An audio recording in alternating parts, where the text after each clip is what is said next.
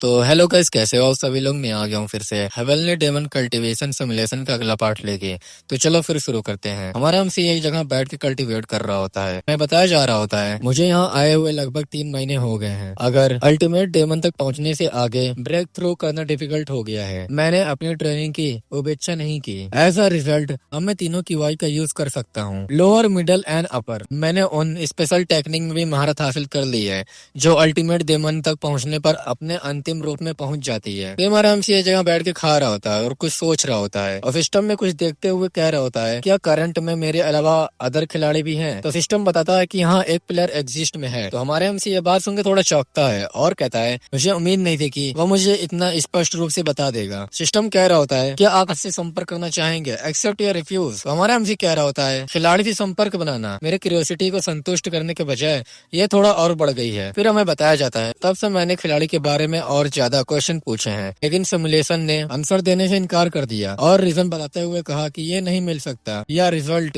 मान बहुत ज्यादा है। हालांकि ये निश्चित रूप से खिलाड़ी के बारे में जानता है। मुझे सावधान रहना होगा, बिना किसी जानकारी के संपर्क में आना खतरनाक होगा। मुझे लगता है कि मुझे एआई को बुलाना चाहिए, वो प्रोबेबली मुझे सिमुलेशन से बहुत ज्यादा बताएगा। जैसे कि मैंने उम्मीद की थी, एआई ने कोई जवाब नहीं दिया। मुझे लगता है कि मैंने इसे बुलाने की शर्तें पूरी कर ली हैं। वांग मो रियोक के साथ लड़ाई के बाद एआई से जानकारी प्राप्त करने के बदले में मैं उसे 731 दिनों तक नहीं बुला सका। ऐसा लगता है कि वो लाइफ और डेथ में मेरा साथ देता है। तब से मैं 4 बार रिजल्ट ले चुका हूँ। 2 साल से ज्यादा समय बीत चुका होगा, इसलिए शर्त पूरी होनी चाहिए। प्रॉब्लम यह है कि उसे कैसे बुलाया जाए। जब मैं इमर्जेंट डेमन तक पहुंचा तो मुझे अपनी जान पर खतरा महसूस हुआ तो वो बाहर आ गया, लेकिन अब वो पहले के विपरीत वो प्रोबेबली नॉर्मल धमकियों या वॉर के प्रक्रिया नहीं करेगा। लेकिन क्या मुझे उसे बुलाने के लिए अपनी जान को खतरा महसूस होगा। मेरी याददाश्त धुंधली है, लेकिन जब एआई पहली बार सामने आया था तो ऐसी कोई सिचुएशन का उल्लेख नहीं किया गया था। इसका मतलब ये है कि वो जब चाहे बाहर आ सकता है और जोर से चिल्लाता और कहता है कि हे तुम बेकार एआई कहाँ हो, तू तो गंदगी में डूब जाएगा, बिस्तर गीला करने वाले, तू तो कछुए के खोल जैसा इंसान है, मूतने वाला इंसान। तो फिर देखता है तो कुछ नहीं होता और चिल्ला के कहता है मैंने सोचा कि अगर मैं उसे गुस्सा दिलाऊं तो वो बाहर आ जाएगा। मुझे लगता है कि ये सांप से उसे प्रक्रिया देने के लिए पर्याप्त नहीं है, तो फिर मुझे गुस्सा कैसे दिला सकता हूँ। मुझे लगता है कि एक ही रास्ता है। अपनी मुट्ठी को बंद करता है और जोर से चिल्ला के कहता है तुम इटर्नल सेकंड कमांड बदबूदार, हजारों लाइफ के बाद भी तुम हेवनली डेमन नहीं बन सके। तो तुम एक टैलेंटलेस पर्सन हो जो केवल रोना धोना जानता है। तभी हम देखते हैं कि एआई हमारे एमसी का जोर से गला पकड़ लेता है और सिस्टम पे लिख के आता है एआई सीओली के बॉडी को इंटरफेयर कर रहा है। हमारे एमसी का तेजी से गला दबाते हुए कह रहा होता है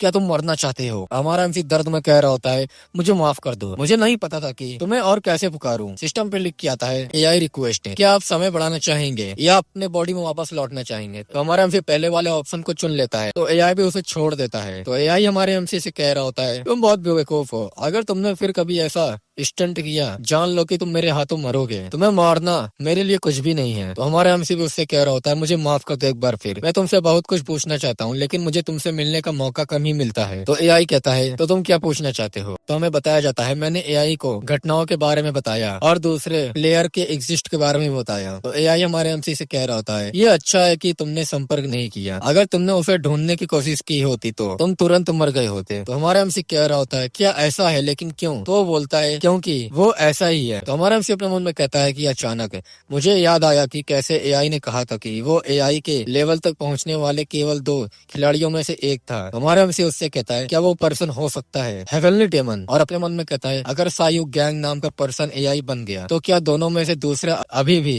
यहाँ नहीं रहेगा। तो एआई कह रहा होता है कि मुझे नहीं पता, वो कोई भी बन सकता है अगर वो अपना मन बना ले, बस इतना जान लो मेरे पास अभी इसे समझाने का कोई तरीका नहीं है। तो हमारा एमसी कहता है मैंने सुना है कि तुम पहले बहुत ताकतवर थे, तुम दूसरे प्लेयर से कैसे हार गए। और अपने मन में हमारा एमसी कहता है ये बात समझ से परे है कि एक मास्टर जो ट्रांसेंडेंट डेमन तक पहुंच गया था, जिसे मार्शल दुनिया में सबसे पावरफुल कहा जाता है, स्किल के आधार पर हार होगी। तो एआई हमारे एमसी से कहता है उसका ओरिजिन डिफरेंट है। तो हमारा एमसी कहता है कि ओरिजिन डिफरेंट। तो वो बोलता है कि हाँ तुमने एक स्क्वाड के लीडर के रूप में शुरुआत की थी है ना। तो हमारा एमसी कहता है कि हाँ ये सही है।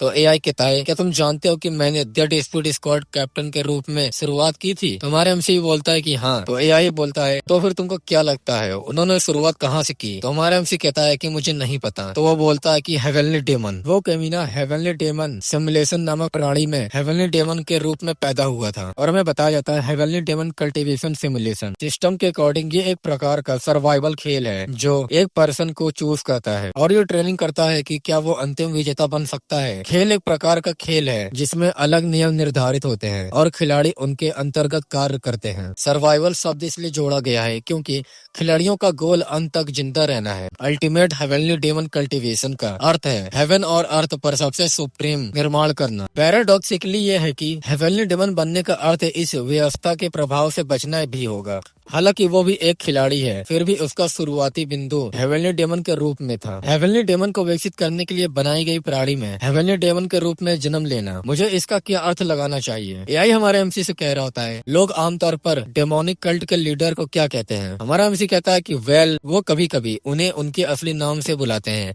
लेकिन उन्हें संस्थापक के उपनाम के आधार पर एनवी पीढ़ी के हेवनली डेमन के रूप में भी बुलाया जाता है। तो एआई कहता है कि बिल्कुल हेवनली डेमन का यूज कल्ट के अंदर सबसे प्राणी को बुलाया जाने के लिए किया जाता है। यह मार्शल दुनिया में उपनाम के सिमिलर है। दूसरे शब्दों में हेवनली डेमन कल्टीवेशन सिमुलेशन ये हेवनली डेमन की तरह एक पूर्ण अस्तित्व को विकसित करने और उन्हें कल्ट लीडर के पद तक पहुंचाने के बारे में है। अगर ऐसा होता है तो तुम व्यवस्था द्वारा खोजे जाने वाले हेवनली डेमन बन सकते हो। हमारा एमसी कहता है कि तो फिर दूसरा खिलाड़ी क्या वो हेवनली डेमन और कल्ट लीडर के रूप में पैदा हुआ था? तो एआई कहता है कि हाँ, उनका प्रारंभिक बिंदु पूरी तरह से अलग था। उन्होंने ये कार्य तब शुरू किया जब वो पहले ही ट्रांसेंडेंट डेमन तक पहुंच चुके थे। वेल समराइज में बताऊं तो तुम्हारा गोल फाइनली उस हेवनली डेमन खिलाड़ी को मारना है और हेवनली डेमन बन जाना। और अगर एक बात है जो मुझे उसके साथ दर्जनों डुएल के बाद पता चली, बात ये है कि उसका गोल हमसे अलग है। तो हमारा एमसी कहता है तुम्हारा मतलब क्या है? उसका गोल अलग है? तो एआई कहता है कि अगर हमारा गोल हेवनली डेमन बनना है तो उसका गोल उस पद की रक्षा करना होना चाहिए। दूसरे शब्दों में कहूँ तो वो सिस्टम द्वारा चुना गया एकमात्र पर्सन है। वो उस तरह का कमीना है जो चुनौती देने वालों से उम्मीद छीन लेता है और एंजॉय करता है। तो हमारा एमसी अपने मन में कहता है मैंने नहीं सोचा था कि मैं अल्टीमेट डेमन तक पहुंचकर दुनिया जीत लूंगा, लेकिन मैंने सोचा कि कम से कम मैं वॉर का रुख खुद हद तक बदल सकता हूँ। अब मुझे एक ऐसा अल्टीमेट डेमन के खिलाफ जीतना है जिसने एक ट्रांसेंडेंट डेमन को हराया हो। मुझे और कितना स्ट्रांग होने की जरूरत है? नहीं, क्या मैं उन तक पहली बार में भी पहुंच सकता हूँ? एआई कह रहा होता है कि अब समझे, मैंने ये बात तुम्हें पहले क्यों नहीं बताई? तो हमारा एमसी भी कहता है कि हाँ मैं समझ गया। और अपने मन में कह रहा होता है उस समय मैं केवल इमर्जिंग डेमन पर था। अगर मैंने ये बात तब सुनी होती, क्या मैं अल्टीमेट डेमन तक पहुंचने के लिए इतनी पागलपन से कोशिश कर सकता था? मैं प्रोबेबली बहुत ज्यादा अभिभूति हो जाता और हार मान लेना चाहता। हमारा एमसी एआई से कहता है कि सर यू गैंग, एआई बनने के बाद आपने मेरे जैसे कितने खिलाड़ियों का सामना किया है? तो एआई कहता है कि लगभग 10 मिलियन। मैंने तब तक मोटे तौर पर गिनती की, उसके बाद मैंने डिसीजन लिया कि गिनती करने की कोई जरूरत नहीं है, इसलिए मुझे यकीन नहीं है। वेल एक एआई के रूप में भी ये उतना उबाऊ नहीं है जितना तुम सोचते हो। वैसे भी उनमें से लगभग आधे लोग तो शुरू में ही हार जाते हैं। उन 100 या उससे ज्यादा लोगों में से जो अल्टीमेट डेमन तक पहुंच गए, केवल 3 ही ट्रांसेंडेंट डेमन तक पहुंच पाए। बेशक वो उस हेवनली डेमन द्वारा बेदर्दी से हारे गए थे। एक बार जब तुम सेल्मा को हरा दोगे तो वो हेवनली डेमन जल्द ही तुमको ढूंढने आएगा। अच्छे से तुम तैयारी कर लेना। तो हमारा एमसी भी कहता है कि ठीक है। एआई कहता है कि सियोली, क्या तुम जानते हो कि मैं तुमको ये सब इतनी विनम्रता से क्यों बता रहा हूँ? तो हमारा एमसी कहता है कि मैं नहीं जानता। तो एआई कह रहा होता है क्योंकि तुम बेवकूफ और कमजोर हो। ये बात सुन के तो हमारा एमसी का मुंह बन जाता है। एआई कह रहा होता है मैं ये बात तुम्हारा मजाक उड़ाने के लिए नहीं कह रहा हूँ, ये तो तारीफ के बजाय करीब है। मैंने जितने भी खिलाड़ी देखे हैं उनमें से तुम नीचे से शुरुआत की है, फिर भी तुम धीरे धीरे मुझसे मिलने के लिए ऊपर चढ़ रहे हो। इसके अलावा अधिकांश खिलाड़ी जो इसे एक खेल के रूप में देखते हैं स्वाभाविक रूप से व्यवहारिक लाभ के बारे में सोचते हैं, लेकिन तुमने लाभ पर ध्यान करने के बजाय फीलिंग महसूस करके और दूसरों को बचाने की कोशिश करके जीवन जिया। ये उस खेल से अलग रास्ता है जिसे सिस्टम ने बनाया है। ये एकदम मीनिंगलेस और रेजिस्टेंस है। वो हताशा मुझे पसंद आई तुम्हारी, इसलिए मैं इसे देखना चाहता था। जो सबसे नीचे से शुरू हुआ था और जो सबसे ऊपर से शुरू हुआ था, उनके बीच डिसीजन टकराओ। क्या तुम्हारे पास और कोई क्वेश्चन है? तो हमारा एमसी कहता है उस खिलाड़ी के बारे में जो हेवनली डेमन के रूप में पैदा हुआ था, अगर मैं मर जाऊं तो क्या वो उस लाइफ में जिंदा रहेगा, या जब मैं मर जाऊंगा और पीछे हट जाऊंगा तो क्या वो मेरा पीछा करेगा? तो एआई कहता है ये एक वैलिड क्वेश्चन है। क्या तुमने पहली बार पूछा कि क्या वो हेवनली डेमन था? यही रीजन है कि मैंने ये नहीं कहा कि वो था। तो हमारा हमसे कहता है कि तुम्हारा मतलब क्या है? तो एआई कहता है वो करंट में हेवनली डेमन नहीं है, अगर सच कहूँ तो वो इस वर्ल्ड में एग्जिस्ट ही नहीं करता। तो हमारा हमसे ये बात सुनकर चौंकते हुए कहता है कि क्या तुम्हारा मतलब है कि वो अदर वर्ल्ड से है? तो एआई कहता है कि मुझे नहीं पता, मुझे सच में नहीं पता, लेकिन ये बात तो निश्चित है कि वो कॉन्टिन्यूसली ग्रो हो रहा है ऐसी जगह जिसे तुम देख भी नहीं सकते। हमारा हमसे कह रहा होता है कि ये तो इम्पॉसिबल है, वो लगातार उस जगह पर स्ट्रांग होता जा रहा है जिसे मैं देख भी नहीं सकता। तो एआई कह रहा होता है कि फिर भी तुम्हारा काम सबसे पहले यहाँ हेवनली डेमन को मारना है, केवल करंट हेवनली डेमन को मारकर ही तुम उस खिलाड़ी को देख सकते हो। क्या तुम्हारे पास कोई अदर क्वेश्चन है? तो हमारा हमसे कह रहा होता है क्या तुम मुझे एब्सोल्यूट अल्टीमेट डेमोनिक कार्ड सिखा सकते हो? मुझे सेल्मा के साथ आगामी फाइट और फ्यूचर के लिए इसकी जरूरत है। तो एआई कहता है कि ये मुश्किल नहीं है, लेकिन अगर मैं ऐसा करूँ तो तुम ट्रांसेंडेंट डेमन तक चढ़ने के लिए आवश्यक कदम खो दोगे। ये आत्मज्ञान में एक अंतर है, ऐसा कहा जा सकता है इसे केवल फिजिकल प्रैक्टिस के माध्यम से प्राप्त करने और मार्शल आर्ट का आलोकन करके ज्ञान प्राप्त करने के बीच एक बड़ा अंतर है। तो हमारा हमसे कह रहा होता है ये सच है, तो फिर बेहतर होगा कि तुम मुझे ना बताओ। तो बस एक और बात है। तो एआई कहता है कि वो क्या है? तो हमारा हमसे कहता है कि बाय एनी चांस क्या ऐसा कोई अंक है जहाँ मैं अनंत लाइफ प्राप्त कर सकता हूँ? तो एआई भी बोल रहा होता है हाँ, लेकिन क्या तुमको लगता है कि तुम ऐसा कर सकते हो? तो हमारा हमसे कहता है अगर यह बहुत डिफिकल्ट ना हो। तो एआई कह रहा होता है क्या ऐसा है? तो एआई बताता है फिर गोनमा द्वारा पेश 3 लाइफ के बीच इंटरमीडिएट डिफिकल्टी लेवल को चुनो। अगर तुम इसे चुनने के बाद आगे बढ़ते हो तो तुमको एक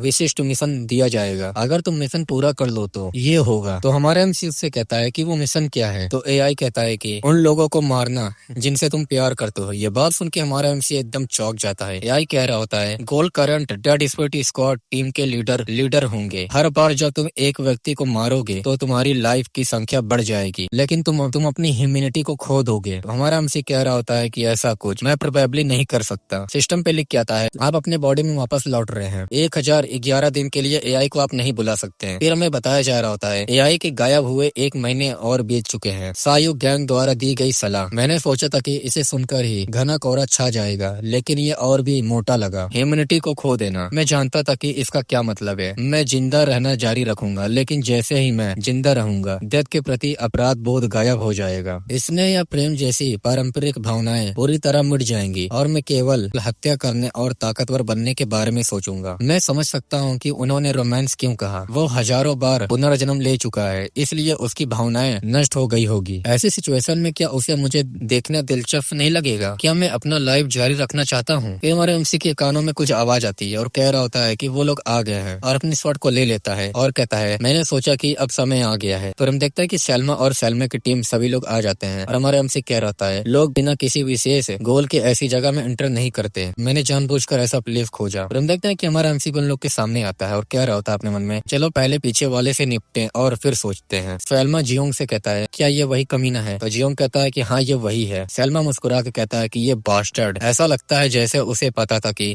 हम आ रहे हैं। और हमारा एमसी अपने मन में कह रहा होता है ये वो लोग हैं जो अतीत में मेरा सामना करने मात्र से ही मुझ में अत्यधिक तनाव उत्पन्न कर देते थे। अब भी मुझे यकीन नहीं है कि मैं जीतूंगा, लेकिन कम से कम एआई को सुनने के बाद मैं ज्यादा टेंस नहीं हूँ। ये फाइट तो बस शुरुआत है। सैल्मा अपने सबऑर्डिनेट से कह रहा होता है दखल अंदाजी मत करो, वो मेरा शिकार है। तो फिर चलो तुम्हारे स्किल को देखते हैं। अगर तुम वास्तव में गोनमा की विरासत हो। और अपनी स्वॉर्ड लेके आगे बढ़ जाता है हमारे एमसी की तरफ और एक जोरदार धमाका होता है वहाँ पर। हमारा MC heavenly demon dominating step का यूज करके उसके अटैक को डॉज कर रहा होता है और उस पे भी अटैक कर रहा होता है। ये देख कर सैल्मा एकदम चौंक जाता है और कहता है कि तुम ब्रैट। फिर से हमारे एमसी पे अटैक करता है, लेकिन हमारा एमसी उसके अटैक को फिर डॉज करता है। सैल्मा कह रहा होता है क्या तुमको लगता है कि तुम ही एकमात्र पर्सन हो जो ऐसा कर सकता है? लेकिन हम देखते हैं कि हमारा एमसी हवा में उड़ के अनपैरेलल्ड विंड स्वॉर्ड को यूज करता है और एक जोरदार अटैक कर देता है। फिर से हमारा MC glacier origin core compression को यूज करके उस पर अटैक कर देता है और हमारा एमसी कह रहा होता है अपने मन में ड्रैगन स्ट्रेन स्वॉर्ड द्वारा संयोजित विशेष टेक्निक में अपनी प्रकृति के कारण नो क्यूआई का यूज किया। दूसरे शब्दों में मैं अर्थ को हिला देने वाली विनाशकारी पावर वाली विशेष टेक्निक का यूज आसानी से कर सकता हूँ। मैं इसे ठीक से बाहर डाल दूंगा। फिर हमारा एमसी हेल एनिलिएशन आर्ट को यूज करता है जिससे वहाँ एक जोरदार ब्लास्ट होता है और सैल्मा के सबऑर्डिनेट कह रहे होते हैं कि लॉर्ड फर्स्ट डिसाइपल आप ठीक तो हैं। और हम देखते हैं कि सैल्मा दूर फेंकाता है और बहुत जख्मी हालत में होता है, उसका एक बाजू भी कट जाता है। हमारा एमसी फिर से अटैक करने के लिए बढ़ जाता है और कह रहा होता है अपने मन में मुझे इसे यही खत्म करना करना होगा। अगर केवल सैल्मा को हटा दिया जाए तो मैं इस लड़ाई को अपनी इच्छानुसार दिशा में ले जा सकता हूँ। लेकिन हम देखते हैं कि सैल्मा के सबऑर्डिनेट आ जाते हैं सैल्मा को बचाने के लिए। हमारा एमसी फिर से अनपैरेलल्ड विंड स्वॉर्ड को यूज करता है और एक जोरदार अटैक करता है। लेकिन हम देखते हैं कि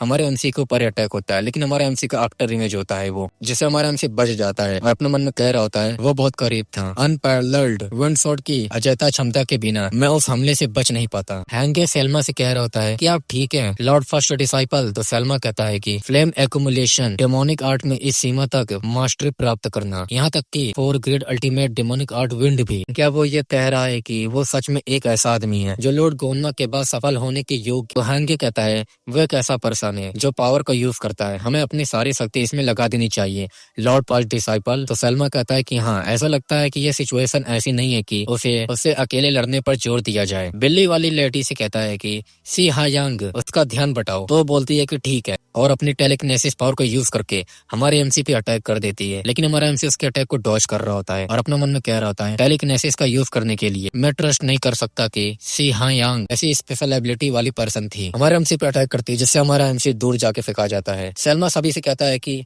हेयांगे यूपे उसे वश में करो। वो लोग कहते हैं कि हम लोग समझ गए हैं। हेयांगे और यूपे हमारे एमसी के सामने आते हैं। हेयांगे कहता है तुमने काफी समय तक इंतजार किया और हम देखते हैं कि हमारे एमसी को वो लोग घेर लेते हैं तीनों तरफ से। हमारा एमसी मुस्कुराता और कहता है कि यही तो मुझे कहना चाहिए, मैं तुम सभी के मेरे रेंज में आने का इंतजार कर रहा था। तो ये बात सुनकर वो तीनों एकदम शॉक हो जाते हैं। फिर हमारा एमसी कहता है अब मैं तुम सबको भेज दूंगा। फिर हमारा MC 4 great ultimate demonic art fire special ability graph final form को यूज करके उन लोगों पे अटैक कर देता है और वहाँ पर एक जोरदार प्रेशर रिलीज के साथ अटैक होता है। सैल्मा भी कह रहा होता है कि ये कैसे हो सकता है, ये तो ग्रेट एनिलिएशन स्काई बर्निंग आर्ट है। और हम देखते हैं कि वहाँ पर एक जोरदार ब्लास्ट होता है और हमारा एमसी वहाँ से दूर हो जाता है और उन लोग को वहीं मार डालता है और हमारा एमसी फिर से अनपैरेलल्ड विंड स्वॉर्ड को यूज करके वहाँ से बच जाता है। सैल्मा कह रहा होता है कि कैसे, क्या तुम ही एकमात्र ऐसे पर्सन हो जो ठीक हो? हमारा एमसी कह रहा होता है उससे किसी तरह मुझे उसी तरह महसूस हो रहा है इस तरह की फाइट का, और अपने मन में कहता है ये पूरी तरह से मेरी ताकत से नहीं जीता गया था,